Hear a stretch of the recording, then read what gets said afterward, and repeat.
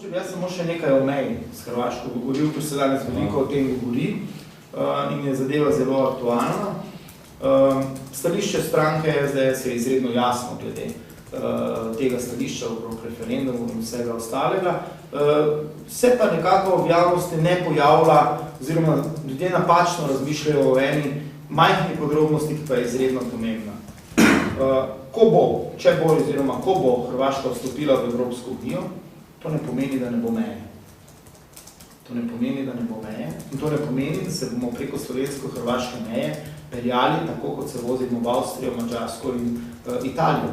Schengenska meja bo kljub temu, da Hrvaška vstopi v Slovenijo, v EU v naslednjih letih, ostala na slovensko-hrvaški meji in ostala bo tako dolgo, dokler Hrvaška ne bo vzpostavila schengensko mejo proti svojim sosedom.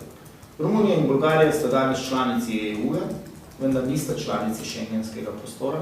Slovenija je leta 2004 postala članica EU-ja in na naših mejah se ni spremenilo nič za državljane, ki so potovali. Spremenilo se je samo za tovorni promet, ker je bila ukinjena carinska kontrola. Policijska kontrola se je izvajala tako na naši meji, kot na italijanski strani. In takšno postane tudi na hrvaški meji.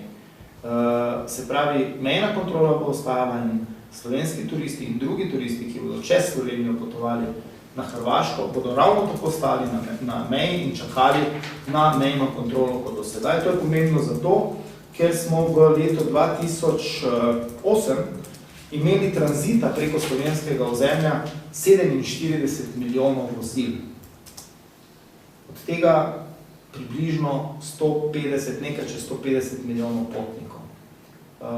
Velik del tega tranzita gre na hrvaško mejo. Čez hrvaško mejo, to schengensko mejo, gre skoraj 70,000 potnikov vsako leto.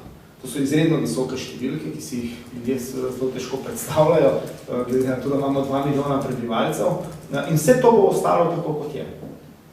In tudi, če bo Hrvaška vzpostavila svojo schengensko mejo, bo ukinjena samo mejna kontrola. Mi še vedno imamo mejo z Italijo, z Avstrijo, z Madžarsko. Kljub temu, da je ukinjena mejna kontrola. Meje ne izginejo in pravice suverenosti države ostanejo na celem ozemlju popolnoma enake, kot so bile pred tem. Tako da velikokrat pri nas državljani posplošijo to, vse to ni pomembno vprašanje meje, vse Hrvaška bo vstopila v EU in potem tako meje ni. To ne drži.